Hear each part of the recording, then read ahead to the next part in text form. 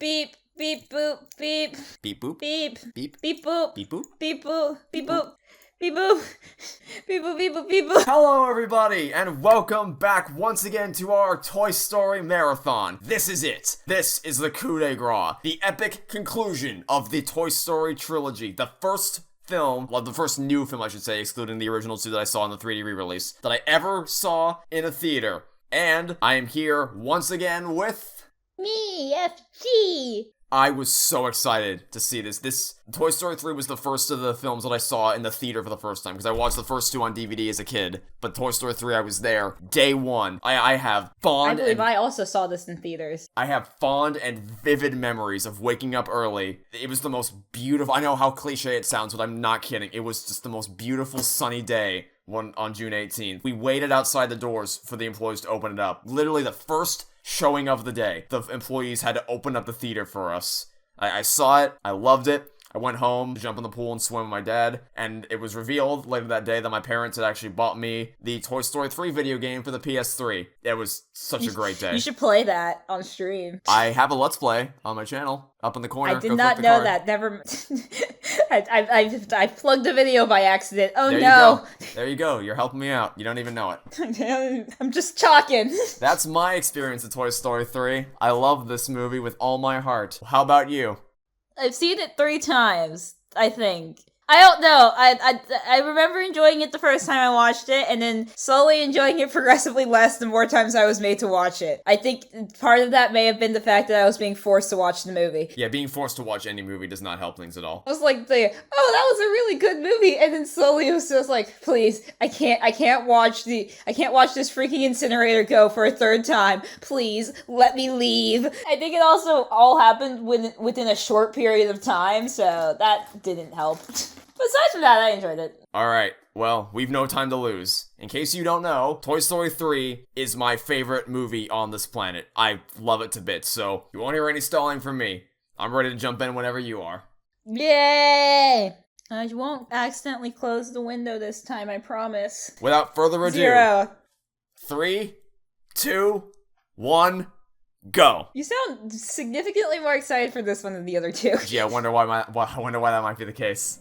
I wonder why that might be the case. Did How to Train Your Dragon out this year? It did. That would explain it. This is just one of those days that I vividly remember every second of. Like, I never had to wait around. Even since this day, I've never had to wait around for the theater to open its doors for us before. I'm also remembering another reason why this movie got strongly disliked, because How to Train Your Dragon is my favorite franchise growing up. Surprise! My favorite movie involves dragons! Oh wow! Shocker, right?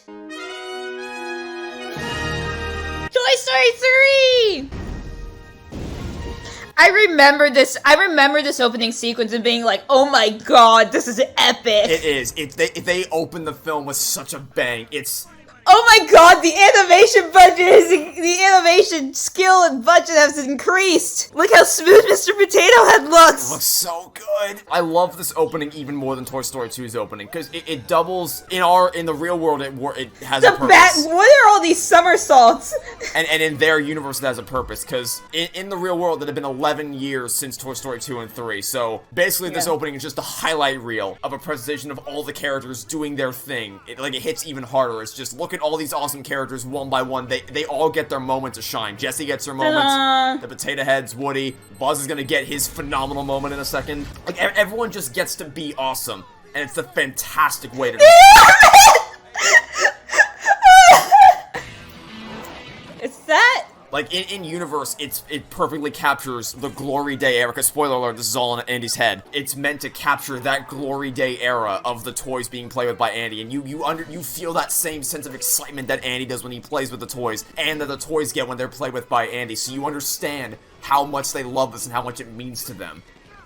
I love this movie. I don't know how much to actually say this time, because I'm planning on making a full, in-depth video breaking down why this movie is such a masterpiece from start to finish.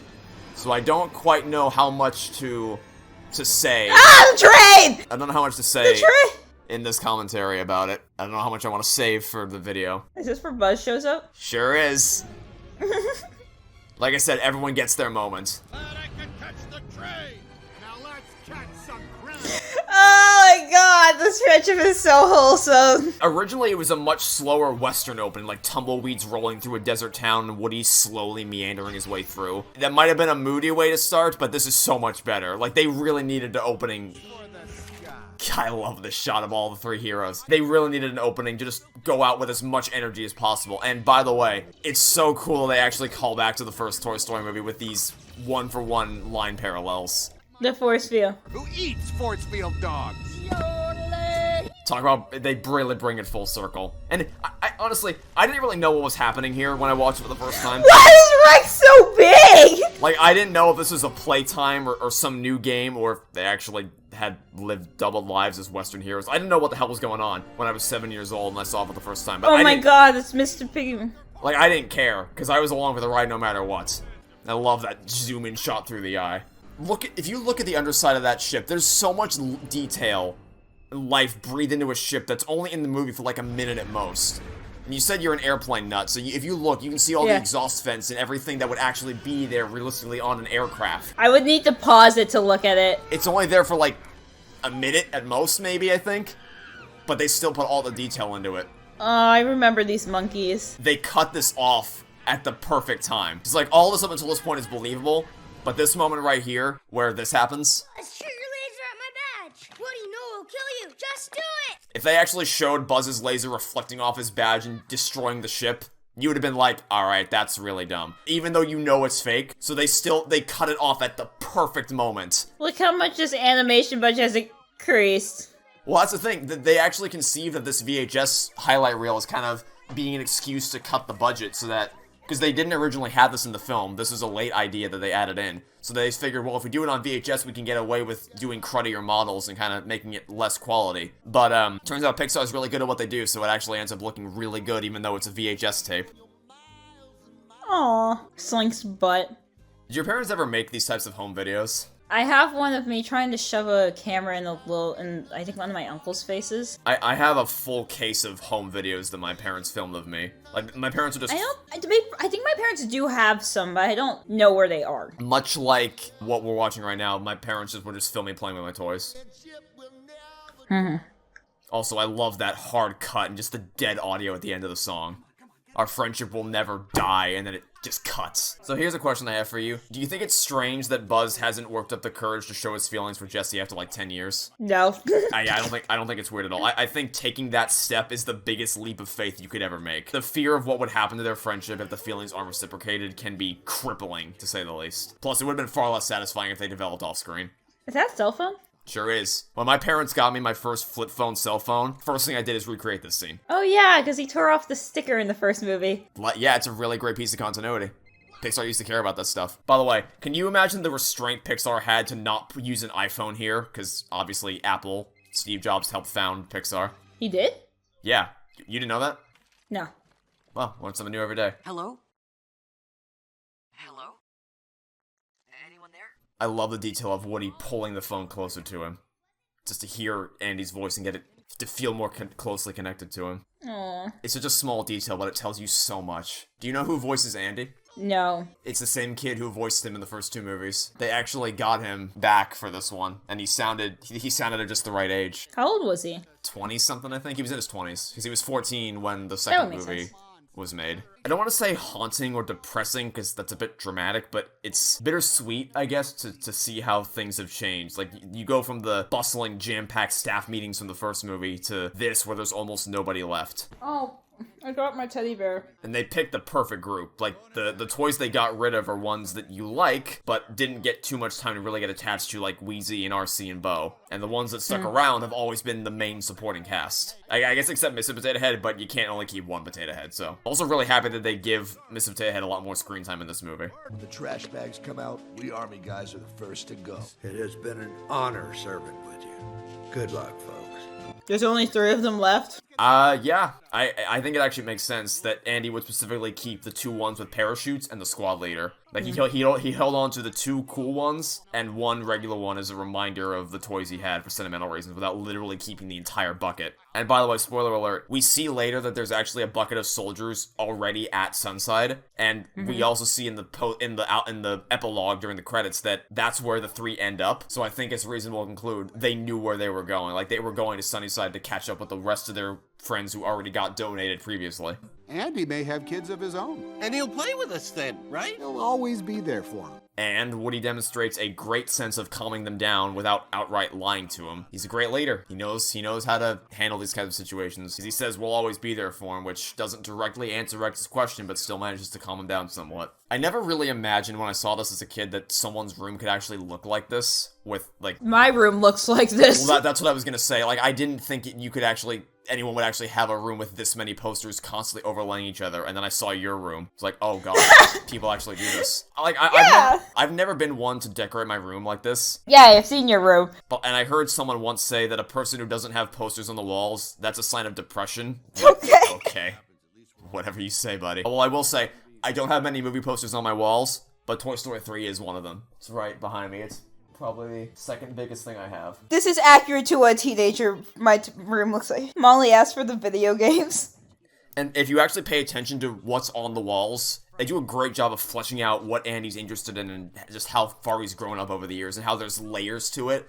Like, the Buzz poster is still there, but it's buried underneath other posters. But also, why do you have an apple core? Why do people keep apple cores? I didn't know that was a thing before I saw this, but apparently it is. People just keep apple cores around for some reason. So, you can eat an apple core. But, like, how long do you think that's been there on the shelf? No, not that apple core. I mean, like, if you're eating an apple core, you can eat an apple core. No, that's what I mean. It's like, I guess there's an appeal in keeping it there as, like, for visual style, but it just sounds gross to keep that sitting on your shelf for however long. I have a lot of stuffed animals in my room still. Oh, I know. mean, I do I've have seen dolls. I have a collection of American Girl dolls on my top shelf. And those are like my dolls. Because those are my favorite dolls. I do probably need to go and dust them off when I get home. So if you had to guess, what would you say is the most difficult thing, technologically speaking, from a perspective of simulation and animation in this movie? Technologically speaking? Yeah, what do you think the hardest thing they had to do is from an animation perspective? You asked the person who is currently taking 3D modeling classes. Give it a guess. What do you think in this entire movie it might be? Usually my first answer would be shadows. Is that your final answer? And no, it's not. Okay. Pores is another thing because there's a human character, pores and hair. Realistic physics. Reflections is another thing. So the answer is trash bags. Trash bag? Yeah. That's why I chose to bring it up during the scene, because... Oh yeah, I'm looking at it right now, and I know exactly what you're talking about. I'm looking at it right now, and the longer I stare at this trash bag, the longer I'm going, oh fucking shit. So... This would torture the hell out of me. Lee Unkrich said that it nearly... The director of this film, you should know, Lee Unkrich directed this. He said that trash bags nearly brought Pixar to its knees, and he joked that they boycott garbage bags and have PTSD over them after this movie. I believe it. Oh, Buster! How long do dogs typically live for? My oldest dog lived for 19 years. Oh, dear. I'm so sorry, Buster. Our time together is ending. Sorry, I should have sounded more epic when I said that. Our time together is ending. Buster's only like 10 and a half or something. Buster's not that old. She's like 12. He's still closer to the end than not. He's still got like a good 5 years left. By the way, that's one of the things that I would mention is like an instance of masterfully blending comedy and tension. The toys are in danger, but they give enough space for the joke to land without feeling distracting. The longer I stare at this trash bag, the more it moves, the more I'm like, oh my god, making this look right feels like hell on earth. Like the joke of Buster landing on Woody. The reason why that works as well as it is because the joke is actively making it harder for Woody to save his friends, so it's a perpetual reminder of an impending threat. Also, look close, look at his shirt. That's Sid's shirt. Yeah, I remember, I saw that. Eric Von Dent was so excited to come back and reprise his role for this movie. It's the most meaningless role, because he could just be a regular garbage guy and it wouldn't really make a difference. But I'm happy he got to come back, because he said he was really excited to be able to be Sid again. You know what makes it really depressing is that so many people will say that, dude, it's just a fan theory that Sid. It's like, no, Sid is literally listed by name in the credits, and it's the same voice actor. What are you talking about? Sid grew up to be a drawbridge driver. Also, once again, Buzz, using his intelligence to solve problems, he thought to use Rex's tail to break out of the trash bag. Buzz is the smart one. He is. I like him a lot. I really like Buzz. I have a hard time choosing between Woody and Buzz as who's the better character. They're both so great. I think my vote still goes to Woody just because he means more to me personally, but... And even Jessie. Woody, Buzz, and Jessie are all so great. It's great that as soon as she got into the trash bag, she immediately started hyperventilating again, because it just brought back all the fears of her trauma of being abandoned. What's going on? Don't you know this box is being donated? It's under control, Woody. We have a plan. You have a plan. They laid the groundwork for the schism between Woody and the other toys to make perfect sense, because in the beginning they showed him being staunchly committed to defending Annie's honor no matter what, and then they showed the other toys already teetering on losing faith in him. Andy was presented with a box to pack for college, and then a box of trash bags for everything he doesn't need anymore. He clearly didn't want to pack for college, so he just grabbed the thing closest to him to get the process over with as soon as possible, because he's a teenager. Obviously he would want to do that. That explains why he used the trash bag. And like I said when we watched the first movie, when I was a kid, our attic was full of trash bags that had just random crap in them. I've never been up to my attic. Trash bags are useful for more than just trash. And because of all that foundation, it makes the conflict believable, because the reason why they're in a trash bag makes sense. Woody already had hard enough time getting everybody to buy into the fact that Andy still cares about them. The other toys, knowing how fervent Woody is about this, makes sense for him to try to convince them that Andy still wanted them. Plus, he literally did call them junk. Like he said, no one's gonna want those old toys, they're junk. Tour Guide Barbie was a fun character and all, but this is the Barbie character that I actually really enjoyed watching, because she's such a minor character. Oh yeah, this Barbie is great. But with what little she gets to do, she's awesome. Let me tell you what's not awesome. Her stupid glitter-covered leg warmers. I had a Barbie like that. I wish I had leg warmers like that. I'm not saying that the leg warmers are stupid. I'm saying I hate the fact there's glitter on them. Because I actually had that Barbie doll as a kid. I know, oh wow, a boy owned a Barbie and a Ken doll. Woohoo, I don't give a shit. Fuck off. The cashier actually made fun of me for buying those as a kid. It's like, okay. Wait, why? Because boys don't have those types of toys, don't you understand? Barbie's a girl's toy. Yeah, and girls aren't supposed to play video games. Big whoop. Look how I ended up. I literally got them because of this movie. The whole point of this tirade is that the glitter on her leg warmers got fucking everywhere, and it was a nightmare. Oh, I believe it. I get glitter everywhere. I love the way Bonnie is animated here, because I don't know who did the animation on her, but they went above and beyond. The nuances of her facial expressions, where her attention is pulled. She goes from mindlessly but joyfully playing with the monkey to staring wide-eyed and frozen at the anxiety of seeing a new adult, clutching the monkey toy tightly as reassurance in the face of someone new she's never met before. They don't have a lot of time to get you to care about Bonnie in this movie, and it's really important that you do care about Bonnie in this movie, and they excel with what little time they have. Also, it might be too early to say this, but I think I'm going to say Toy Story 3 as my favorite soundtrack of the trilogy. Oh, yeah. It's hard to say because all three of them are such melodic masterpieces, and to praise one as the best of the bunch is to almost drag the others down, but I really love all the unique melodies for this movie. And I choose now to bring this up because the Sunnyside theme is fantastic. It's beautifully serene, but it also has this hint of uneasiness in the background, which obviously comes into fruition a bit later on. I also think that the music most perfectly syncs up with the action that's happening on screen in this movie the best. Oh, by the way, the other thing about that last scene, it's great that it establishes that Andy's mom clearly knows Bonnie's mom, so there's a pre-existing history between the two families, which is gonna come into play at the end of the movie. I keep saying it, but there's so many You keep saying it like I haven't seen this movie already. There's so many little details in Toy Story 3 that are so important. Oh my god, the dirt on the fur. Welcome to Sunnyside, folks. Like I said, all the little details. They would not have been able to make hidden in the earlier movies. They did not have the detail needed for this fluffy teddy bear. There's an audible music change when Lotso shows up. Oh yeah, I can hear it. It's not quite as upbeat as before, but it's also not explicitly ominous as a sound. It's kind of like... It's like a farmer. Like an old farmer. Grandpa's lounging. I mean, like, in terms of the mood it conveys, it's almost like a perplexing mood, like you're not sure how to feel when you see Lotso's, what the music wants you to think. I guess we can talk about this now. If anyone out there is watching this who's afraid of spoilers because you haven't seen this movie yet, I'm sorry, but you were never going to. Stinky Pete is a twist villain. He's an excellent one. Yes. The gold standard, I'd say, but he is a twist villain. I would not put Lotso in the same category, because they don't want you to think that the Prospector's even remotely evil until the big reveal. But from the moment Lotso's introduced, I think you're supposed to get a sense that something isn't quite right here. Like, obviously all the other toys think Sunnyside is the greatest thing in the world and this is paradise, but Woody's not quite buying into it. In fact, like you just saw right there, Lotso actually directly acts kind of standoffish with him in this scene, and we constantly cut back to Woody to get a window into his eyes as to, like, how he feels about what's going on here. And the music also communicates those two emotions. It gives you the sense of wonder that the other toys are feeling, and the unsettling feeling that Woody's getting. I just remembered that they're making a Barbie movie. So, something I've realized about Michael Keaton is that I don't hear the same voice in all three things I've seen him in. I've seen him in Cars, Toy Story 3, and Spider-Man Homecoming.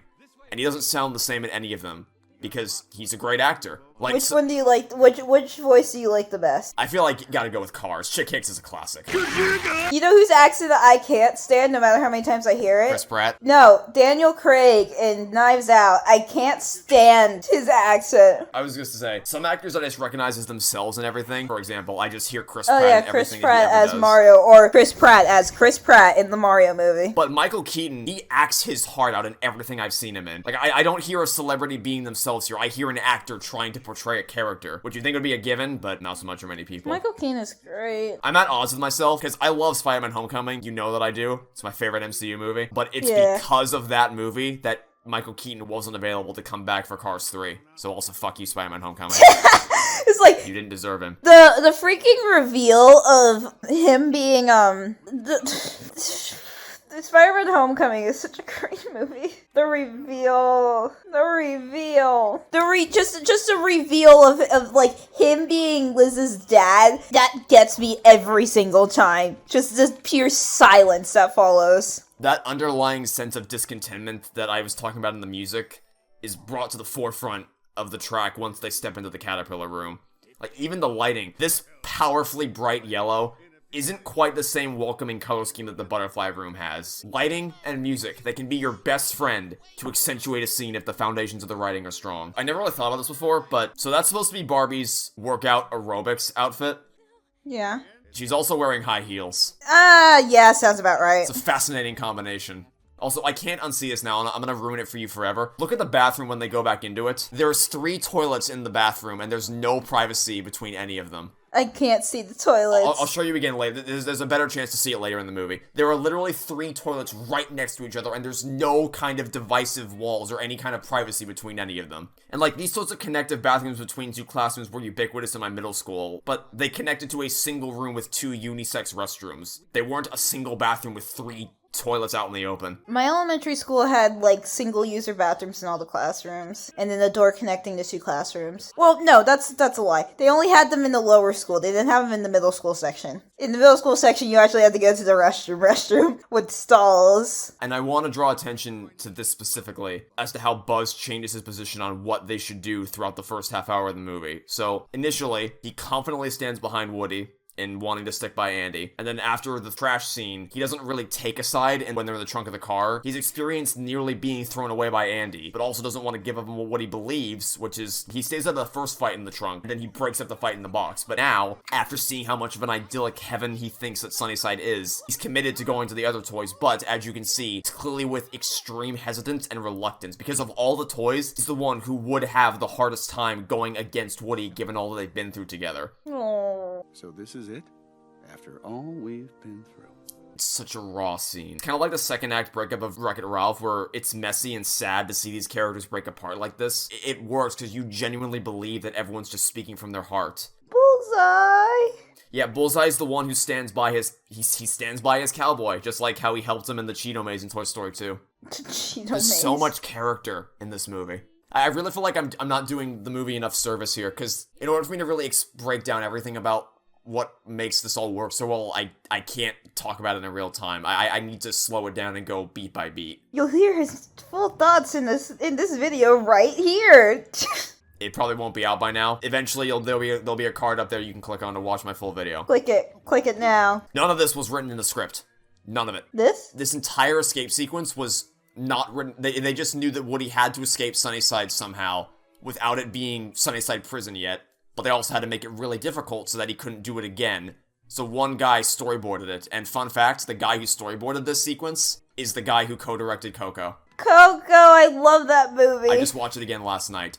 I can't watch it without crying. It's so fucking good. Recuérdame. I love that song. I watched it in Spanish class, and now I can't watch it in any other language. I still haven't seen it in Spanish because I don't speak Spanish, but It's so good in its original language. I'm actually very happy that they showed Woody grab a sheet of toilet paper before stepping onto the toilet, because so often you'll see characters just carelessly running to a toilet in movies to throw up or whatever, and they'll just put their hands and arms in the seats and then not wash afterwards. You would be sick to your stomach by the amount of people I saw in our high school walk away from the urinal or out of a stall and just not wash their hands. Especially in early 2020 when COVID first hit. I still saw people just not washing their hands. Who doesn't wash their hands when they leave the bathroom? An alarming amount of people. You know, I saw it in like a thing once. So it was like the girls' bathroom versus the boys' bathroom, and it was like the girls' bathroom was like heaven. You just fall, you'll survive. All right, I guess you took your advice.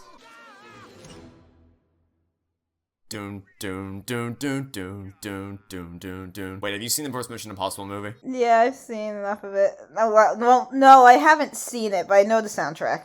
Oh. The dun dun dun dun. I'd seen the clip you were talking about. Dun, Okay, yeah, because that's a direct, or at least I'm pretty sure that's supposed to be a direct reference to when Tom Cruise. Where's Mission his Impossible. hat? The hat! He lost his hat! There it is. No hat for you. Oh, he's so sad. College is no place for a toy. I have a teddy bear. Shut up. They actually showed they actually modeled unique children for this scene. It's crazy to see how far Pixar has come. Because in the first movie, It's not all a bunch of Andy clones. Yeah, it's just a bunch of. It'd be funny if they still use the same army of Andy clones for this scene. Watch Buzz's helmet here. I love that joke. I remember it. It doesn't make any sense at all for his helmet to be able to close like that, because, like, obviously, you have to push the button to get it to close, but it's still funny regardless. Kids are so stupid. Also, that shot right there, speaking of disgusting, ugh. Oh, that is just so gross. You know what my parents made me do in daycare? They had me take ballet. I'm so Like, sorry I for your loss. distinctly remember after-school ballet classes. I also took piano. And played soccer. My parents really just put me in every extracurricular possible. So I'm gonna show a picture up on screen of a really, really scary rendering error that happened when they were making that scene. It makes the toddlers look even more intimidating than they already are. I like that they differentiate the fact that Bonnie doesn't play with her toys the same way that Andy does. She's a character in her playtime, whereas Andy's like an omniscient narrator playing with the toys. Plus, these guys are like a little acting troupe. They do a lot of improv, whereas the people in Andy's room are more like office workers doing a job. They clearly didn't want to just make Andy's room 2.0, which I really appreciate. We're either in a cafe in Paris or a coffee shop in New Jersey. Also, yes, that's Mabel's voice. She was in this before Gravity Falls. Suck it. She's in a lot of things, actually. Her voice actor's in Gravity Falls. She's currently on Bob's Burgers. Yeah, Bob's Burgers. It's kind of sad, because if you look at her IMDb, it says that she's known for Gravity Falls, obviously, Cloudy with a Chance of Meatballs 2 as the ape, and then The Muppets and something else I never heard of as either a moderator or an event organizer, like a background extra. She's a lead character in Bob's Burgers right now. You don't know what that is. I know of it, I don't know what it is, though. It's a animated sitcom show. She plays the daughter. Oh, she was also in BoJack Horseman. I know that show. The scene does such a good job. It doubles up as an unfortunate side quest Woody has just stumbled into on his journey home to Andy, but also really subtly sets up the idea that Bonnie's really good with her toys. It works in the moment as a juxtaposition to what the other toys are up to, because obviously the other toys just went through hell, but it doesn't even begin to hint towards the ending, but it all makes so much sense in retrospect. The true purpose of the scene and why it's here, you don't know that until the end, but there's still two different reasons as to why you think this scene exists out of the gate. This scene? The scene where Bonnie plays with her the toys. contrasting the two playtimes.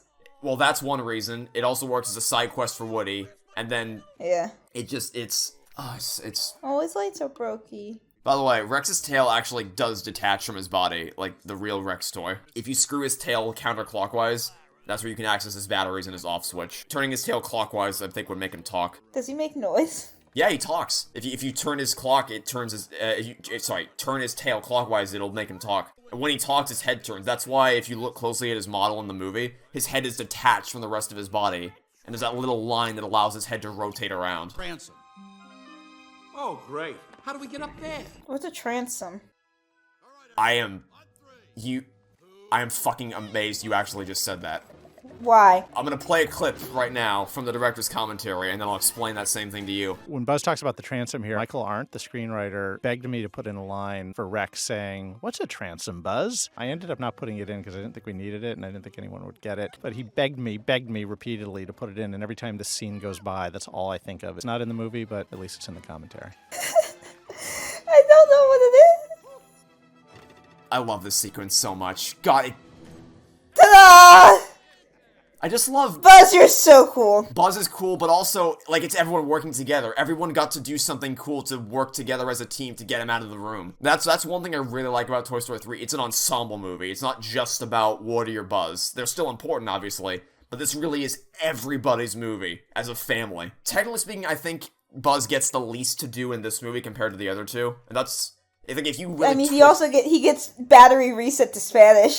That's the other thing, is like, compared to Toy Story 1 where he has his character arc, and 2 where he's leading the rescue mission, I think categorically he has the least to do here, but what he gets to do is awesome. I love everything Buzz gets to do in this movie. Even I just wish there was more. I wish Buzz had more to do, I guess is what I would say. The snack machine.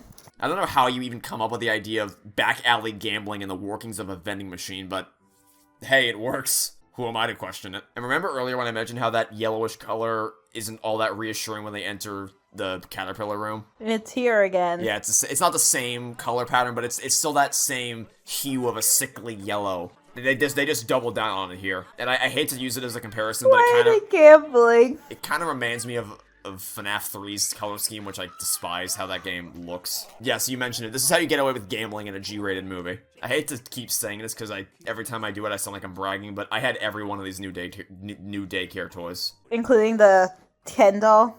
Including the Ken doll. Fuck you, Target cashier. Oh my goodness. It's amazing how Big Baby can be either the most adorable thing in the world or a sleep paralysis demon, depending on the situation. It's really hard to make a character design that can sell both of those roles. Oh, bedtime! Bonnie's such a sweet kid. And I also like that Woody, he's clearly, he doesn't want to leave, but he knows he has to. Like you'll see in a second, he clearly is remorseful about the fact that he has to leave these guys behind. But rather than just not caring at all and just running back to Andy. Yeah, a fond memory that I have is... Buzz! The summer this movie came out, we flew up to visit my grandparents, and while we were up there, my grandmother was doing grandmother things where we went to Target. While we were there, my grandmother whispered to me that, "You can get 2 toys, we'll just hide it from your mom." So we hid it in the grocery bag while she was distracted so she didn't see it get scanned across the checkout bay. She didn't notice we bought a second toy until we got back to my grandmother's house. She was not happy with me or my grandmother, but at that point, returning it would have been more trouble than it was worth, so we won in the end. Grandma was happy, child was happy. Was that ever a thing that happened with you where your grandmother would let you get something that your mom didn't want you to get, and she was very displeased with you? Yes. There's a lot I can say in this scene about Lotso's interactions, but I feel like I need to save some stuff for my video. I feel like I've already I've relinquished too much about what's going to be in my video. All I'll say is that either way he wins, because like Buzz wants all of them trips to the butterfly room, but he only permits Buzz, even though it's not what he asked, and because either he accepts the deal and he gets a new ally, or he rejects the deal and he turns him on their side anyway. So you may as well try to do it amicably. Try to keep the peace with those toys. More details coming in my full video, hopefully releasing soon. By the way, this shit right here, existentially horrifying. What are you doing? Ah, let go of me! Ow! I also like that he misses the screw with the first attempt to get it. Like, he doesn't immediately nail the screw in the slot. But this right here, that with just a flick of a switch, they can completely overwrite his mental state back to the way he used to be at the beginning of the first Toy Story movie. Like, that is... Oh. Terrifying? Yeah. That someone can just overwrite He's the only one that. he can do that to. And it makes complete sense, because toys have demo modes. And if you were to switch a toy to demo mode, it would revert back to how it was in the store. And how it was in the store was how he was when he came out of the box. But it's just so disturbing to think about.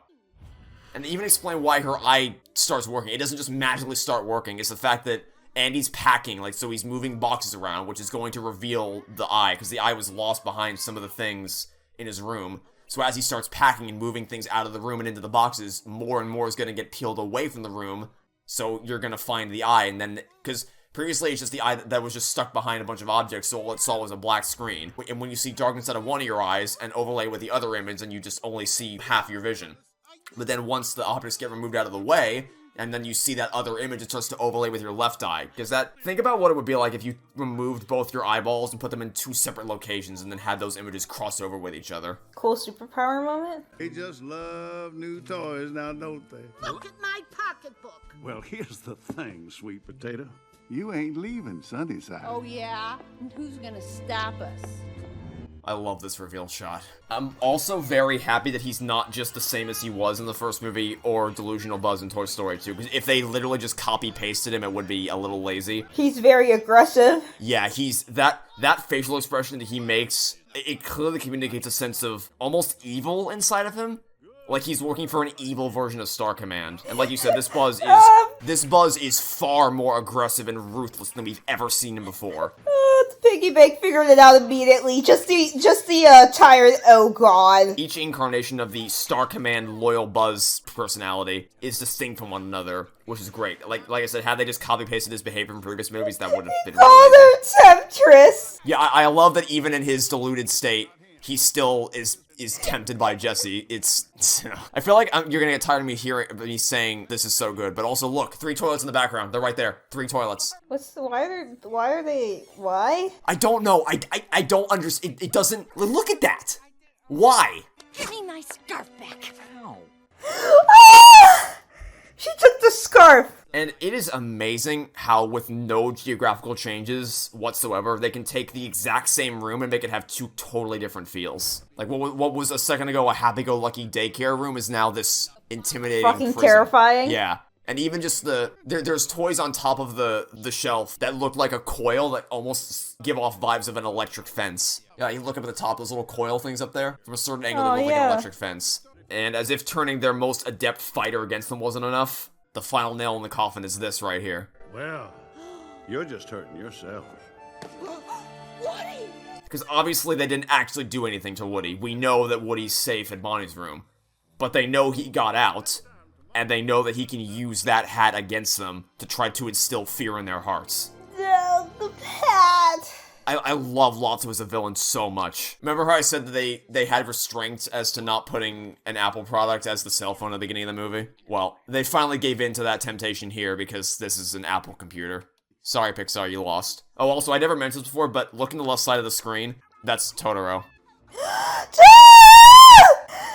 my god, he's so big and fluffy! I still don't actually know what anime. I just know he's from some studio Ghibli? I don't know. You want to guess the name of the movie? Totoro's Big Happy Adventure. You're not actually far off. It's called My Neighbor Totoro. Oh. Wow. That's actually amazing. God, why? Every time I watch this movie, it gets better. Okay, so what's the first thing Woody did after he got done looking at the map? It's right next door. Totoro's right there. It's My Neighbor Totoro. He learned that Andy and Bonnie are neighbors, and he went to go hug Totoro. That is... Leon Kirch is such a genius. He's such a genius. And they were able to use it because Disney has Ghibli's distributing rights for the US.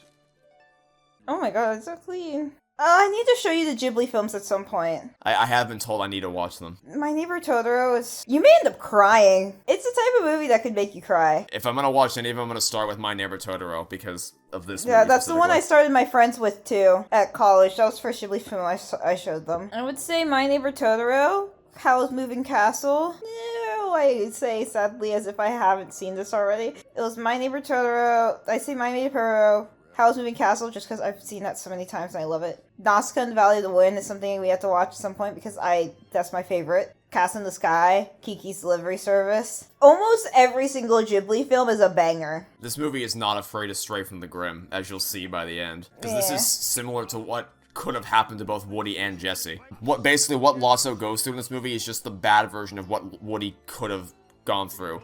Where he goes through thick and thin, travel home after being lost, only to discover he's been replaced, and he just snaps because of that. And it's like Jesse's dramatic backstory, but not one... It doesn't consume Lotso's fears like Jesse did, it turned Lotso evil, which is why it has this horror aesthetic. And Randy Newman, as usual, kills the score. Because there's no reason why Big Baby and Chuckles couldn't have gone back to Daisy, but Lotso's so hurt by losing her that he refuses the last to let line anyone is else be loved by her. Isn't the last line is like, she didn't replace us, she replaced you? Yeah, and then he comes back with, she replaced all of us, didn't she? And then Big Baby tries to climb up to see for himself, but he pulls him down, snaps the locket off, and chucks it away. But Chuckles held on to it. That's what...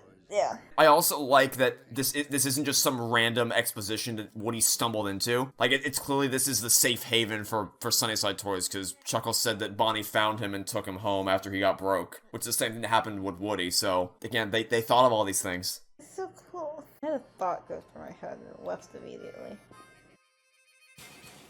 I was wondering who got the harmonica. Of course it's Ham. Who else would it be? By the way, obviously these closed baskets wouldn't be enough to actually contain the toys. Like, you can break yourself out of that even as a toy, but they're still prevented from leaving because Buzz can take any one of them in a fight, as proven earlier. Even because if they're all in a it's group. fucking Buzz! Amy just heard they were going over Buzz's dialogue, and then Amy just heard the dialogue, it's like, ah, fuck.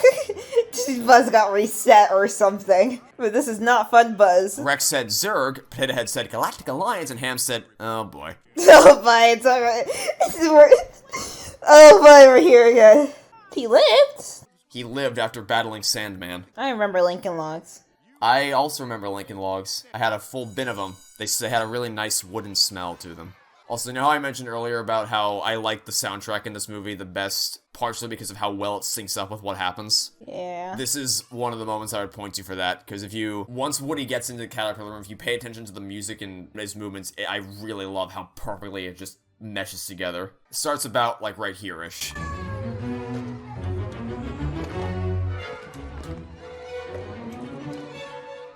I love that bit. You can take all this for granted. The thought that people had to individually model every single one of these items in this classroom, it's a tremendous amount of work that I still can't... Don't make me want to cry. I can't properly wrap my head around all it takes to make this stuff. It's a miracle that these types of films get made at all. Oh, it's the phone. The phone is ringing. The phone is ringing. I also like the little setup and payoff here because he was trying to get Woody's attention earlier. The rest of the toys in Sunnyside or in the Caterpillar Room are obviously terrified of Lotso. That's why they don't. It's why they're excited to see Woody and the gang arrive, but they also don't tell them what's going on because it's depressing to think about, but it's kind of an us versus them mentality where it's either they get tortured by the toys or we get tortured by the kids rather. Either they get tortured or we do, so they keep their mouths shut so that they don't have to suffer anymore. But they're not all heartless. I say heartless, but I don't know. I have to wonder if you're in that situation, if you have the willpower to warn them when you know how hard it would be for you. What I mean to say is that they're not all like that. Shadow Teleport wants to help. There's a lot that impresses me about this movie. I don't know if you could tell. One of the things that I consistently point to is the fact that they thought over every last thing about how Sunnyside is constructed and how all the cogs work together into one big machine to prevent people from escaping. Lotso has set up such a remarkably intelligent stronghold that's nearly impossible to break out of, which is going to force Woody to come up with something that's even smarter than that. Oh my god, that monkey's really loud. He's loud and he's horrifying. Like, Toy Story 3 is by far the darkest and most mature of the series. We are a full-out Prison Break movie now. Yeah! God, that shadow, it's almost spine-chilling, that shadow of Big Baby walking up to them. Wanna get out of here? Get rid of that monkey. Hey, guys. It's also really good that they choose to do this inside, like, underneath the playset, like, inside this little side room, because this means they're blocked off by curtains from the cameras. Like, the cameras can't reach them here, so they can do it without fear of being watched by anybody. Mm-hmm. I was wrong. Jesse's right, Woody. She was wrong. He said she, not we. Yeah. You said there weren't many jokes in the others, but I don't know, I think the 2 and 3 are still really funny films. There weren't as many jokes as comparison to the first one. Yes, I think at this point I'm willing to say that 1 is the funniest movie. The emotional power that 2 and 3 have still went out in my heart. And I also really love that this mirrors what happens in the first movie where Woody comes up with a plan to break out of Sid's house, and now he's doing the same thing for Sunnyside. Man, they really just wanted to show Ken in as many outfits as possible. Like a Rolodex of clothes. There's so many outfits. Hey, you want to know something that really sucks? The actual Ken toy for Toy Story 3 only came packaged with the default clothes. Like, I couldn't mix and match his clothes with all the things that were available in this movie. It's only the base. How big was the Ken doll wardrobe? Tell me. You're gonna see soon, because they're gonna show his full wardrobe. I remember it, but Never mind.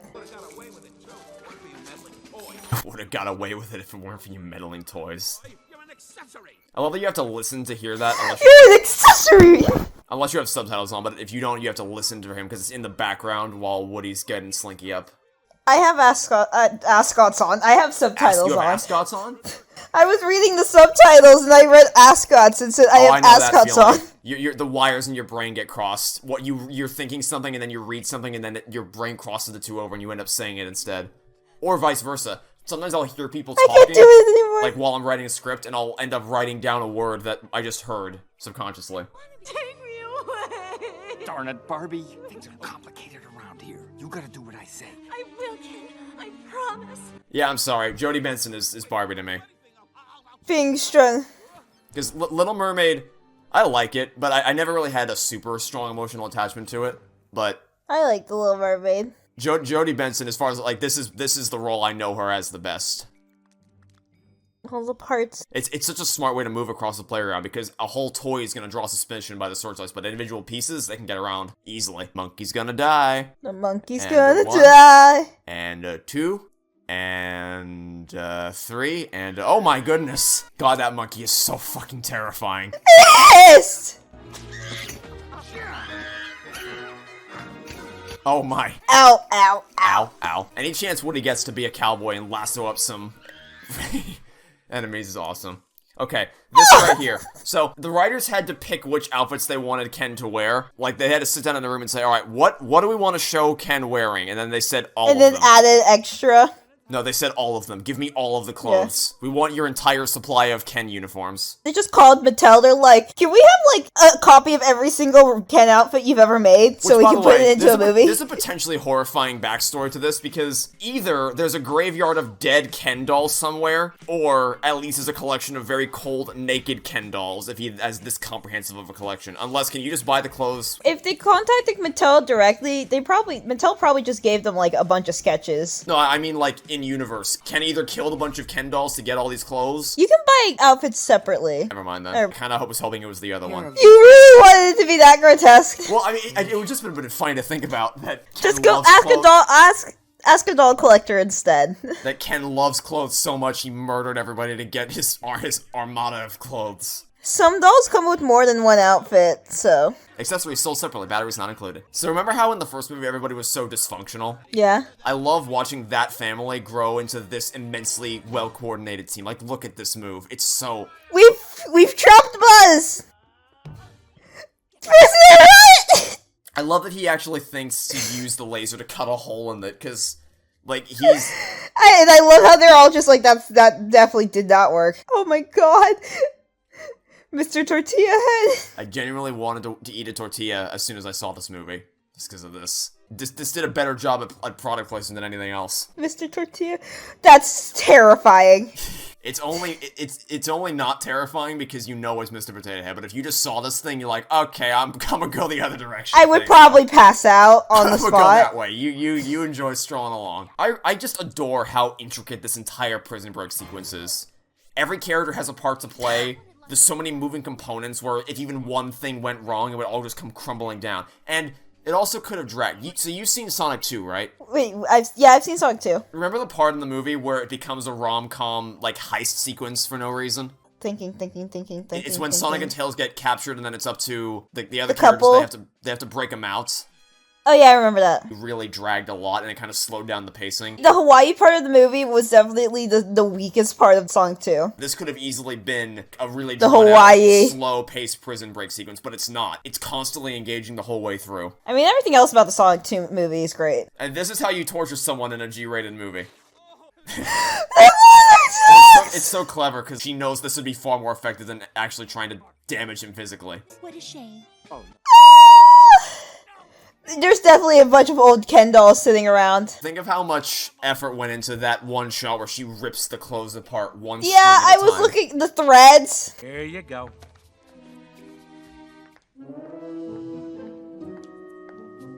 Oh no. Ken in heels. I like that he doesn't even think anything of it because it's Ken. He loves clothes. He's just like obviously. fucking hell. Oh, god damn it, Ken. What are you doing now? You know, you wouldn't think Toy Story and Prison Break would go well together, but Damn it, they did it. Geniuses pulled it off. Oh no, a pigeon. Hi, friend. There are so many fat pigeons in London. I love them. That was such a side tangent. Ah! Remember Ghost Trick Phantom Detective? Oh no! Like, I know you haven't played it, but you at least know what it is. What's Ghost Trick Phantom Detective? Okay, so long story short, it's basically a game about how you're a spirit that you have to jump between objects in the living world to kind of move through the environment and solve puzzles. That was originally going to be what Potato Head was going to be, where he has to keep jumping across the playground and finding new hosts for all his body parts. But instead, they didn't. Okay, we're coming up to one of the best things about this movie. Hola! Caution! Do not hold button for more than 5 seconds. Do do do do do do do do. Fuck! God, Bitácora espacial. I love Spanish so much. I love this so much. Outside of just being hilarious, the fluidity of his movement, like, look at that animation on his leg movements. It's so satisfying to watch. And it even makes sense. They activated a different language setting, because they didn't read all the instructions. I love how he behaves differently, too. Yep, and reset buttons are super common in case a toy starts to malfunction, so you can just shut it down and start with a clean slate without having to forcibly eject the batteries. Excellent! Would you believe if I told you that people actually think it doesn't make sense for Buzz to have a Spanish mode? That's so stupid. Could it not possibly be that the toy makers wanted Spanish-speaking kids, of which there are plenty, in the United States of America, could it not possibly where Spanish be is the that second they're... most popular speaking language of the US, to be able to play with a toy and enjoy it? And given we're bordering a Spanish-speaking country... Could it not possibly be that it makes sense for a toy in the US to have a Spanish mode? He's so spinning. What the fuck?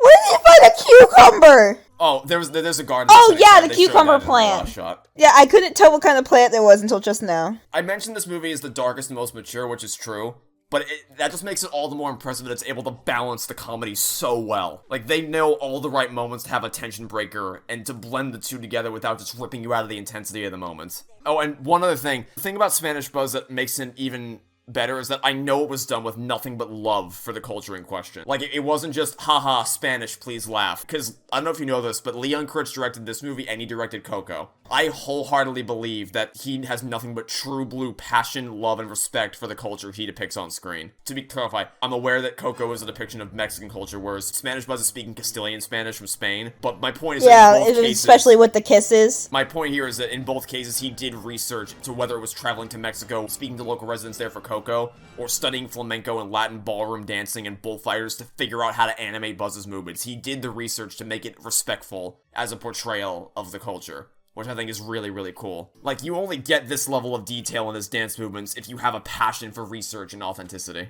Of course, the Spanish Buzz is the romantic, too, though. Yeah, and oh, by the way, in Spanish-speaking countries, the joke here is that, like, I finally learned what it is. He speaks a different dialect of Spanish, and he basically becomes just a really romantic Buzz, which raises some interest. Like, I think it makes the joke hit better. I think the joke works better in Spanish-speaking countries, but I think it makes less sense, because that implies that the toy was made with a romantic mode. Did he think he just lost it? Oh my, he's jealous. El Maqueo.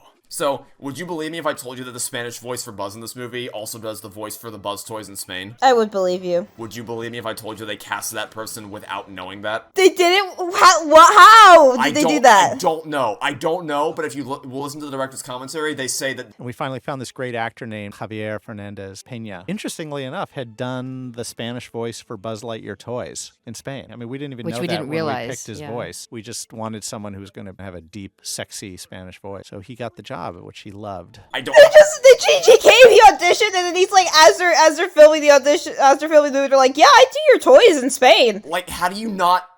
Whatever.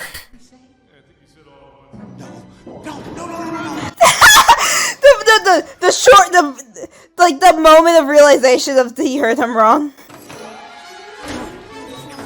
Okay, climb across. Oh no. Ah, fucking hell. The jig is up. I knew that was coming, but that scared me. That's the sign of an effective movie right there. Sparkly octopus. Also, this goes to what I was saying earlier about how the toys are afraid to speak up to the Woody and the gang about what Sunnyside is really like, because this is what happens if you dare to try to speak up or say something to help them escape. Lotso's created quite the dictatorship at Sunnyside. Why is he leaving? You think you're special? Because he's grown. Piece of plastic. You were made to be thrown away. You know, for something that seemed like such a, throwaway plot point, it's great that they actually bring the trash back around for the final act. And what a final act it's gonna be. This isn't a family, it's a prison. I'd rather rot in this dumpster than join any family of yours. Authority should derive from the consent of the governed, not from the threat of force. Like I said earlier, Barbie's more than what you'd stereotypically conceive of her as. You came to her defense! She, like, strung you out to dry! And Ken as well, like, he wasn't interested in Barbie as just a facade for the job or for Lotso, or as an object to be discarded. We saved Ken. He liked this Barbie, not just any Barbie. It's Lotso. He's made us into a pyramid, and he put himself on top. A pyramid scheme? Wait. What about Daisy? I don't know what you're talking about. You used to do everything with her? Yeah? Then she threw us out. No. She lost you. This standoff between Woody and Lotso just highlights what I was saying earlier about how they're not too dissimilar from each other, and Lotso is kind of the darker version of what Woody could have become. It's part of what makes him such a great villain for the conclusion of the trilogy. Loved a toy. So, what do you think the name of the baby who voices Big Baby is? Daisy? She never loved you. Don't be such a baby. It's Woody. No! I'm not kidding. And they also did that without knowing what his name was. Why do they keep doing these things? Life is poorly written, that's how. And I love that Big Baby gets the moment, like, it's his moment to throw Lotso away, because of all of them, he was the one who was actually the most emotionally damaged by Lotso's lie. He's gone. Holy. Okay. Wow? Can you blame him? No. Octopus immediately just backed off. Stupid alien. Vamos, vaquero! It's all your fault, alien. No! Go back to Pizza Planet. That was terrifying. So, what they wanted to do here, obviously, is they want to have a climax. The big finale of the trilogy, they wanted to have it be just the main toys that we know and love, like Buzz, Jessie, Slink, Ham, Rex, Potato Head, and all that. And they didn't want Barbie and Ken there because they were just kind of there for this movie. They weren't there since the beginning. It makes sense for that to happen because, obviously, Barbie wants to go with them because she was in their house for a while. But Ken cares more about her than them, as he naturally would, so he pulls her back to keep her safe. So it keeps everyone's characters in line, and it also gives them the climax they want. And by the way, from this moment until the credits roll, I believe this is the most exceptional chunk of cinema Pixar has ever created. And I mean that completely seriously. And God, Buzz is such an amazing character. I know we keep saying it, but Buzz is such an amazing character. So many people looked up to him as the hero that he is. And for damn good reasons. He's cool. Baby! Buzz! And they actually honor the fact that the toys are toys with limited strength, and it takes all of them working together with maximum effort to just be able to lift it up even a tiny bit. They also remember that Buzz can glow in the dark and use it for this scene. Buzz, wake up! And man, what a testament to how talented the animators are. They can immediately telegraph what version of Buzz you're watching based purely on his facial expressions and just how he moves. If I didn't play any audio for you, I think you'd be able to tell me exactly which version of Buzz they all were without even hearing his voice. Probably. This is such a thematically rich climax. Because Leon Critch designed this to be the finale of the trilogy, so he pushed the toys to the edge by throwing them into a dump. It's the end game of a toy's life, and so we wanted to go out with the biggest bang imaginable. And it follows up on what Stinky Pete said in Toy Story 2 about how the toys would end up in a landfill one day. Of all places to set the final climax of the trilogy, they picked the perfect spot to do it. And they set up the claw right here. Hey, guys, no! No! But they also immediately rip it away from you because of the immediate horror of what's about to happen, of Woody and the toys being pushed away into the dump, or onto the conveyor belt rather. So it's implanted in your mind that the claw is there, but it's not immediately apparent that it's going to become relevant. It's a great little setup. We'll be okay if we stay together! Slinky! So, fun fact, apparently they actually brought in, like, hordes of trash into Pixar Studios so that they could wade through it and figure out what it would be like that they have to animate moving through these hordes of trash. Pixar staff was just continuously like, what's the weirdest thing we can do? What's the most complicated thing we can make our animators do? Trash bags, trash waiting. So here's a question. Do you think it is within Woody's character to save Lotso here? Yeah. I think it 100% is. He's not willing to condone, even after all Watson's He's not. done. He. Even after all Watson's done, he's not willing to leave him behind. And what's even better is that Buzz comes down here with him. It goes back to what I said earlier. Of all the toys, he's the only one who would be crazy enough to jump down here to help Woody save him because of how inseparable of a team they've become. And man, God, that Shredder scene, it happens so fast, but it's so good. I've seen this movie probably over 100 times. I don't even know at this point. And the tension of is so master. Can you not hear me anymore? No, the noise disappeared and I was confused. Okay. The tension is so masterful. It has me holding my breath every time with how close, like, they get so close to that Shredder. They come within, like, a millimeter of it. That ain't daylight, Rex! Oh. I can't describe to you how terrified I was of what was about to happen here. Nothing was pulling my eyes off the screen at this point. Like, I legitimately think my heart stopped beating for a second when that was revealed. When I was a kid, I didn't know anything about waste management or dumps, so I thought they really were headed for daylight. But my dad was right next to me in the theater, and he shook his head and he mumbled under his breath. I don't even think he was aware he did it. He said, "That's not daylight." Right before Woody said it, and then it pans up to that dramatic reveal shot. He's not gonna hit the button. When you saw this the first time, did you think he was gonna hit the button? I don't remember! I did. I absolutely thought he was gonna hit that button, but nope. He's not gonna hit the button. My theater audibly gasped when this happened. I had the biggest pit in my stomach when he got to the top and that brow came across his face. Like, it was like my insides caved in on themselves. This might just be the darkest thing Pixar has ever done. It's such a beautiful scene, from start to finish. What do we do?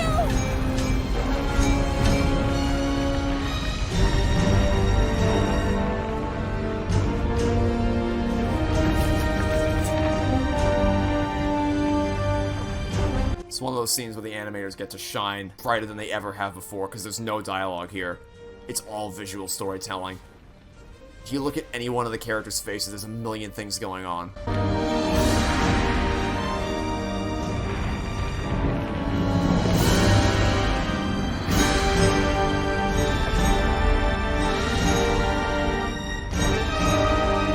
It's one of the best musical compositions ever. The build-up here is nothing short of mastery. Oh my god, it's the fucking claw. It's so good. It's so good. Not only is it a callback to the first movie, of the claw being the thing that rescues them, but it also pays off a setup in Toy Story 2 right here. The claw. That the Mr. Potato Head saved the lives of the aliens in the Pizza Planet truck, and then they paid it off here by them being eternally in your debt forever and ever. You have saved our lives. We are eternally grateful. You look me in the eye and tell me that this is just a stupid little kid's movie after you watch that. I genuinely think it's the most powerful thing Pixar has ever created. It's what they needed after everything they've been through to bring them together and bond them as a family. It doesn't come out of nowhere. They worked to set that up. Leon Courage has said that of everything in this film, the incinerator scene is what he's most proud of, and it's only right that he should be. It's a masterpiece. Gold standard of storytelling. And the fact that it's able to be done with no dialogue whatsoever. Not only is this a nod to real-life garbage truck drivers that will actually do this to stuffed animals, but it puts him in a situation where he no longer has any control at all. He used to be this dominating dictator who needed to control every last thing that happened at Sunnyside, and now he has no control at all. Maybe the attic's not such a great idea. We're Andy's toys, Woody. We'll be there for him. Together. He lives halfway across town. We'll never get there in time. They even set this up earlier with Sid being the garbage truck guy and knowing that that's going to be able to take him home. See, this is the conundrum that I have with this commentary, or that I'm going to have in a moment. There's so much that I can say about the final act of this movie and how beautiful it is. But the problem is that I don't want to talk over because I don't want to ruin the emotional value of it. So it's a bit of a conundrum. But I'll say this real quick. Look, they're all clean. I like that they actually bothered to show them getting cleaned up after coming back from the dump. Like the same thing with the toilet and earlier. And everything else. And putting the sheet of paper on the toilet, like, they clearly have a concern for actually making sure the toys stay clean. There you go. Buzz, this isn't goodbye. Have fun at college. Yeah, but not too much fun. Take care of Andy. Yeah. He's a good kid. Tell him to get a haircut. You'll be okay in the attic? Of course I will. You know about Buzz's Spanish mode. My what? You know where to find us, cowboy. By the way, I hate that I have to say this, but Jessie isn't saying she's literally going to change him back to Spanish mode. She's subtly saying that she knows that he really has feelings for her, and can get rather romantic if he wants to. It's a joke. There's subtext. She's not literally going to force him to Spanish mode so he can please her. Oh no, we come back to Andy. I can't even imagine how hard this would hit for you if you saw this the summer before your first year of college. It's okay. I was still 7 years old when this movie came out. I was a decade away from college, so it didn't really... Like, I still knew this scene was sad, but it didn't land for me as well as it could have. If I saw this as when I was going to college, I can't even imagine. It's also great that there's 3 different goodbyes. Like, there's one for Woody and the toys, there's one for Andy and his mom, and there's obviously one at the end for, well, Andy and Woody. And they all feel real, they all feel earned. They all feel like they could realistically end the movie, even though obviously there's more to come. If you can remember, where did you think that Woody wanted to send the toys? What? Because we don't know what's written on that note for a little bit. When you saw him write that note, and Andy says that I should donate them, where did you think Woody wanted Andy to send them? When I first watched this, or just now? Well, just now, I'm pretty sure you know, but... Yeah. I mean, when you first watched it. I don't remember my first watch of this movie. I remember getting progressively more annoyed with watching the finale. I honestly really didn't know. My first guess was that they were going to go back to Sunnyside, but I really didn't know for sure. Bakery is haunted. When they revealed this, I was smiling so widely. Look, it's Totoro again. Andy? Hi. Wow, look at you. So, what can we do for you? I have some toys here. So you're Bonnie? I'm Andy. Someone told me you're really good with toys. These are mine, but I'm going away now. Quite literally someone, because he doesn't know who. This is Jessie, the roughest, toughest cowgirl in the whole West. She loves critters, but none more than her best pal, Bullseye. Yeehaw! Here.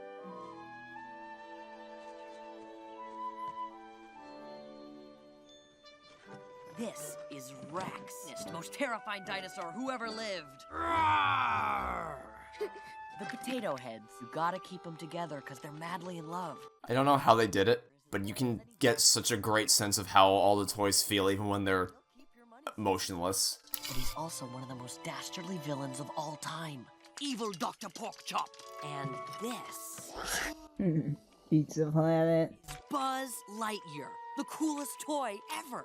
He can fly and shoot lasers, sworn to protect the galaxy from the evil Emperor Zurg. And beyond. Now, you And beyond. good care of these guys. They mean a lot to me. Never had I been sucker punched so hard than when I saw this. Woody?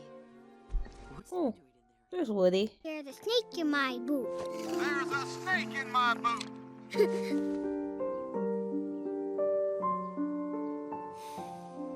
Now, Woody, he's been my pal for as long as I can remember. He's brave, like a cowboy should be, kind and smart. But the thing that makes Woody special is he'll never give up on you, ever.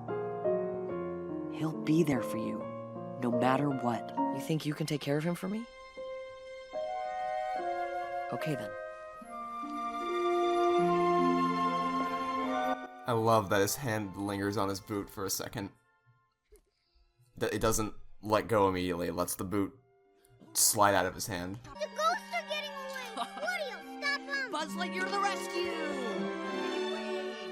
It's such a beautifully serene moment. Because the idea of a college kid playing with toys like this is silly out of context, but they created a specific situation. He can do this without fear of judgment from anyone. It's just one last burst of childlike innocence to give their toys one last playtime they always wanted. It's all they wanted is just one last playtime, and it vindicates everything Woody's always believed about Andy, from the speeches he gives to the playtime itself.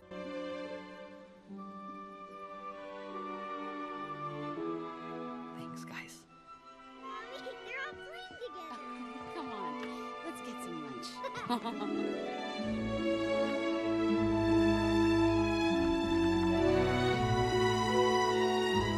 So long, partner. Are you crying?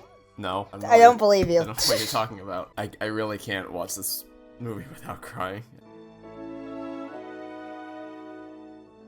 Oh, the clouds. It bookends the story. The first thing you saw in the first movie is the last thing you see in the third movie. Oh. No words will ever do this movie justice. So before I go off, to give myself some time to recover, what did you think? Me?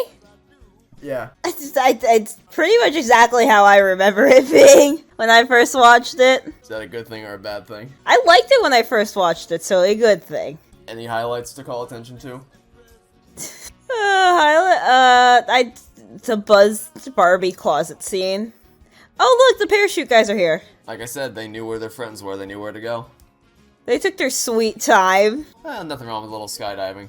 Or sightseeing, Oh, rather. the bookworm. The other highlight, Spanish Buzz. Just most scenes with Buzz. The golden diaper. I just love that we can see Barbie and Ken making an effort to fix up Sunnyside after Lotso was ostracized in the community. And that they were reassured that the toys made it. They have a letter for them. Yeah, I mean, because the last they saw, they were headed off to the dump, so I'm glad they have this sort of pen ball situation going on so they can keep tabs on each other. It's nice. Buzz? Barbie didn't write this. That was Ken. And you know what? Rex made a gamer friend. They can play games together now. And at the end of the first movie, you remember he was hoping for another dinosaur? Well, he found one. Well, it's official. You guys made the wall. Apparently, Leon Critch's kids drew all those drawings. That makes sense. There's Totoro one last time. Da, da, da, da, da. I told you kids, stay out of my— Oh, the peas. Oh my God. Shakespeare. Can I just say how weird it is to hear the alien speaking more than like 2 words at a time? Nothing a little duct tape can't fix. I want the Totoro doll. I now present to you the Dancing with the Stars choreographed, Gypsy Kings performed. Just go with it, Buzz.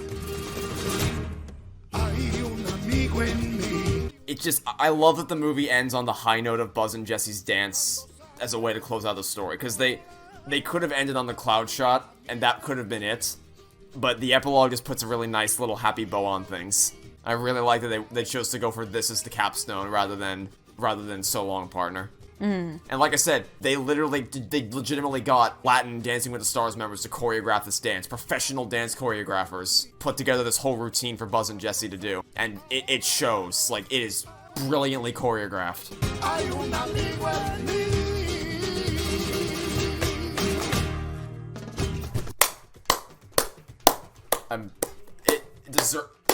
Standing ovation is what this movie deserves. Do you have any other things you want to say about the movie before I go off? I guess I could just real quickly give my final ranking, which would be... I still like Toy Story 2 more than this one, so... And so, here's the thing. I can easily make a case for all 3 Toy Story... Like, I can make a case for any of the 3 Toy Story movies being the best of the bunch. Yeah. If I had to give, like, any, like, nitpick... I think it's why I think I did not like watching this movie back to back to back when I was younger. I think the final chase sequence through the dump lasts too long. Between them getting to the final escape point and them entering the dump, it felt very long to me. That's like my only nitpick. It's really minor because the ending of the chase scene is great. And the beginning of the chase scene is great. It's everything in the middle of the chase scene. Well, not everything in the middle of the chase scene. It just felt too long. Yeah, that's it. That's the only nitpick I have. That's literally it. All right. If you were to give a number score, what would you give it? 8. So we got 3. My ranking is 2, 3, 1. Who would you say is your favorite character? Still Buzz? Yes. All right. It's still Buzz. I love Buzz, and I love Buzz. Buzz is great. What was your favorite song from the trilogy? Still, you got a friend in me. Really? Yeah. Okay, so I want you to know, the reaction you gave me when I told you my favorite MCU character was Iron Man is how I feel right now to you telling me your favorite song is You've Got a Friend in Me. I don't remember how I reacted to that. You were very disappointed because you're like, oh, that's such an obvious choice. I don't remember saying this. Well, I don't blame you. It was after we came back from Universal where both of us were already dead tired from the whole day. Did I fall asleep right after that? No, because we were at the restaurant when we did this. And we did what? Well, when the conversation? When we had this conversation. But did I fall asleep on the way back? Yeah, you fell asleep in the car ride there, back home from Orlando. That would, yeah, post-sleep, post-nap, does some stupid things sometimes. What was your overall favorite moment in general? It's still the freaking Zurg versus Buzz fight on the elevator. I just love that sequence so much. Look, honestly, you might think I would be upset that 3 wasn't your favorite, but I'm not. Like, I completely understand any of these 3 movies being anybody's favorite. A lot of people say 1's their favorite, and I completely understand that. There's a lot to love about Toy Story 1. And honestly, I think I'm happy that Toy Story 2 is your favorite because you went into this saying that you didn't like it. So, for you to go from I don't like it to it's my favorite of the trilogy, I think that's a greater accomplishment than anything else that could have happened here today. But yes, yeah, I agree. This plastic is apparently louder than I thought because it's coming in through my mic. I don't really want to go too in depth because I kind of said a lot already, and I really want to save all the highlights when I make my full video. But I'll just say for now, I'm happy that Toy Story 3 was as well received as it is. Highest grossing film of 2010, 4th highest grossing film of all time while it was in theaters, the first animated film to reach $1 billion, highest grossing animated film of all time, well, I guess not anymore, but at the time it was. And like, isn't it Spider-Verse now? I have no idea what the highest grossing animated film is of all time. 2. It may be Frozen. I was just saying. Which, by the way, I accounted for, I've actually checked the list of highest grossing animated movies, factoring in inflation. Sadly, Frozen 2 is still winning. Depressingly enough. Are you sure? I am positive. I checked before we did this. Oh yeah. Okay, so we're not counting you know what? We are not counting that. Okay, yeah, Frozen Well, actually, 2. no. Even if we do count that, I did the inflation. I factored it in, and if you account for inflation for that movie, it still made less money than Toy Story 3, so get fucked. Anyway. Frozen still beats it out, that doesn't surprise me. It's Frozen. Like, what are you gonna do? By the way, I'm not saying that these things make the movie good. I'm never one to say... We're just pointing out facts. Yeah, I'm never one to say, it made a lot of money, therefore it's amazing. I'm just happy that Leon Critch was rewarded as much as he was for his work on this film, because he completely deserves it. It's a rarity that the 3rd movie in a film series is good, let alone arguably the best, and I would argue it is the best. It's rare that a trilogy is good all the way It's through. so consistently good. It's so consistently good. I think it was this trilogy and How to Train Your Dragon were the 2 trilogies that people pointed to for a long time that as like the perfect trilogies. I want to rewatch the How to Train Your Dragon movies. I'll do it with you. I love those movies. Sure. Maybe that'll be our next audio commentary. I've seen How to Train Your Dragon 1 so many times. I can't get over how like masterful it was done. I love it so much. Oh my god. To wrap this up, this is my favorite movie of all time, and I will always argue it as the best in the trilogy. I could easily make a case for any of the 3 movies being the best, like I said, but no matter what, 3 will always be my favorite.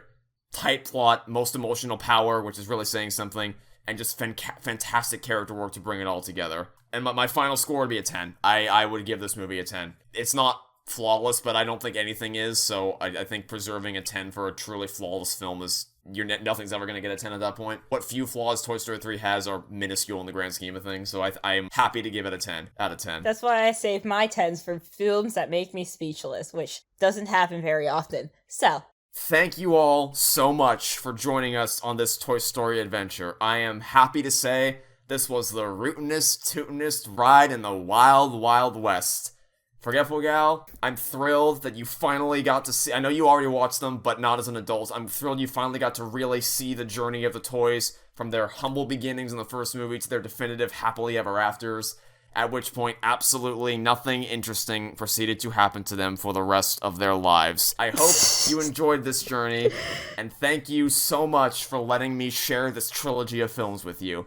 And to all of you out there at home, thank you for coming along for these adventures, whether you've been with us from the start of this premiere, or all the way back when we did the first movie. Thank you for joining us for this. I have not had this much fun recording something in a very long time.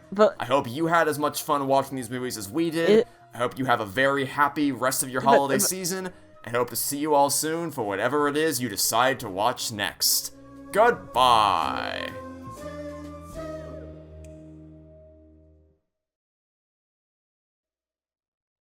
But isn't there another one? No. There is. No. I don't know what you're talking about. Yeah, I'm pretty sure we've talked about it in detail. No. No. There was an entire plot trying to get you to watch this with us. No. Because you came back and you're like, I hate this movie so much. We're like, oh, we should watch it again because obviously we wanted to see you suffer. Nothing happened after the third movie. Andy gave his toys away to Bonnie, and then they all lived happily ever after for infinity and beyond. But didn't you make, like, a giant rant video about it? You told me about it. You were talking about how long it took you to edit it. It was, like, 5 hours long or something? Multiple parts, or... It wasn't 5 hours, it was 6. So there is another one. I'm not doing it. Please? No. I will not put myself through that. You don't understand. You do not... No one on this planet, I don't think I'll ever be able to convey the burning contempt that I have for this movie. It brings me nothing but pain every time I have to think about it. But we've already watched the first 3, and it's there, and you'll be with someone. I mean, isn't that how you got through Lightyear? You wanna go for another ride? Da da da da da da. Finger guns, smile. My inner voice is telling me this is a bad idea. You want to do it? Come suffer with me, and then you can go to sleep. Never think about this again. The things I do. Let's get this wagon train a moving. Yay!